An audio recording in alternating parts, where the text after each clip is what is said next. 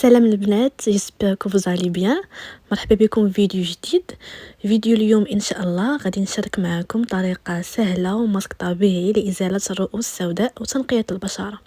فانت اللي كتشاهدي هذا الفيديو اذا كنتي كتعاني من الرؤوس السوداء في النيف ولا في الذقن او في اي منطقه من الوجه وبغيه حل سريع بلا مصاريف كثيره، بطبيعه الحال تبعي الفيديو حتى الاخير وغادي نشرح لك الخطوات بالتفصيل باش تبقى بشرتك ناعمه ونقيه ان شاء الله. بطبيعه الحال ما تنساوش تدعموا القناه باللايك والاشتراك وتفعلوا الجرس باش يوصلكم الجديد ديالي. دابا البنات غادي ندوزو للخطوات وركزوا معايا مزيان. الخطوه الاولى كنبداو بتنقيه الوجه مزيان. خاص الوجه يكون نقي من المكياج من اي الاوساخ اللي كيكونوا فيه طوال اليوم. نغسلوه بغسول مناسب للبشره ونشفوه بلطف. انا كنستعمل صغاف كما شفتوا في بدايه ديال الفيديو مع هاد لابونج مع شويه الماء وحركات دائريه على الوجه بهذه الطريقه هذه باش ما تجرحوش البشره ديالكم. الخطوه الثانيه غادي نفتحوا المسام ديال الوجه ديالنا بالبخار باستعمال ماء ساخن مع الورد ولا الخزامه اللي كان عندكم. تقريبا 5 دقائق كنغطيو الوجه ديالنا كنلقاو ليه البخار وهكا المسام تيتفتحوا كيسهل علينا نحيدو لي بوان نوار من الوجه ديالنا. الخطوه الثالثه البنات نحاولوا نحيدوا الرؤوس السوداء العميقه خاصه اللي كتكون في المنطقه ديال الانف والذقن، وخاصه البنات اللي كيكون عندهم بشره دهنيه يعانيوا منها بزاف. اذا شنو غادي نديروا؟ غادي نستعملوا هاد لا ماشين هذه، ولا اللي ما عندوش غادي يستعمل غير فليل ديال باتشا وراه فعال. وغير شوفوا انا شحال حيدت به من الانف والذقن، الصراحه راه تيحيد مزيان. غير هو حاولوا تستعملوه بلطف، وكيف ما كتشوفوا انا كنوريكم الطريقه كيفاش تستعملوا في اليد ديالي. استعملوه غير بشويه وما تحاولوش تفركوا بزاف على البشره باش ما تخليوهاش حمراء.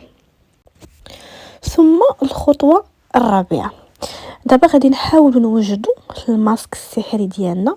وانا اكيده انا بزاف منكم حاولوا يجربوه وما صدقش ليهم.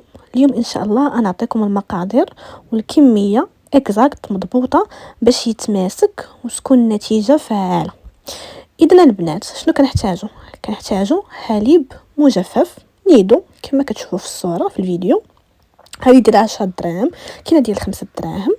ثم جيلاتين غبره كيف ما كتشوفوا في الفيديو، على حساب كتلقاو عند العطار من 5 دراهم حتى الفوق 10 دراهم وانت طالع كتلقاو بحال هكا. الجيلاتين غبره عباره على حبيبات رقيقه كيف ما كتشوفوا في الفيديو. ثم المكون الثالث هو قهوه سريعه الذوبان. راه معروفه قهوه سريعه الذوبان كتكون في ليساشي بدرهم، ولا اللي عنده في بواطه ماشي مشكل. اي قهوه سريعه الذوبان كيف ما كانت ممكن نستعملوها. دابا ندوزو لطريقه التحضير. غادي نستعملوا 2 معالق كبار ديال الجيلاتين. انا في الفيديو البنات كتشوفوني كنستعمل ملعقه صغيره غير حيت انا ضابطه الكميه في راسي، وهاد الكميه اللي كندير في الفيديو هي لجوج ديال الناس. اذا نتوما غتستعملوا الماسك غير لشخص واحد غتستعملوا فقط 2 معالق كبار ديال الجيلاتين اضافه الى 2 معالق كبار ديال الحليب مجفف نيدو، وغنزيدوا عليهم ساشي ديال نيسكافي. اللي ما عندوش ساشي يدير ملعقه كبيره ديال قهوه سريعه الذوبان.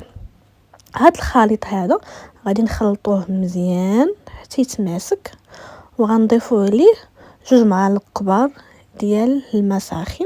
غنحركوه مزيان وغادي نحطوه فوق حمام مريم، بحال مثلا الا كانت عندكم مثلا جبانيه بحال هكا غادي ديروها فوق المقراش، وغتبقاو تحركوا حتى دوك الحبيبات ديال الجيلاتين ما يبقاوش يبانوا حتى يوليو دايبين. اذا البنات من بعد ما كيتماسك مزيان كنديروا طبقه مزيانه يعني غليظه شويه ماشي بزاف على الوجه ديالنا. بطبيعه الحال ما نقربوش للحواجب والشعر، كنخليو الماسك حتى ينشف مزيان تقريبا واحد 15 دقيقه حتى 20 دقيقه. ملي كينشف كنحيدوه بشويه من الاسفل للاعلى، وغادي تلاحظوا النتيجه ان الرؤوس السوداء كتلتصق في هذا في الماسك كما كتشوفوا في الفيديو. انا كنوريكم من بعد ما حيدت الماسك من الوجه كنوريكم ان هادوك لي بوان نوار الرؤوس السوداء وكاينه بعض الماسك كيكونوا حتى بيضاء انهم لاصقين في هذا الماسك هذا.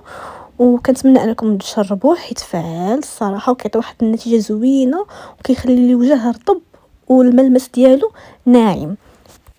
والخطوه الاخيره من بعد ما كنغسل الوجه ديالي بالماء كنستعمل تونر ولا كنستعمل ماء ورد باش نسد المسام ديال الوجه.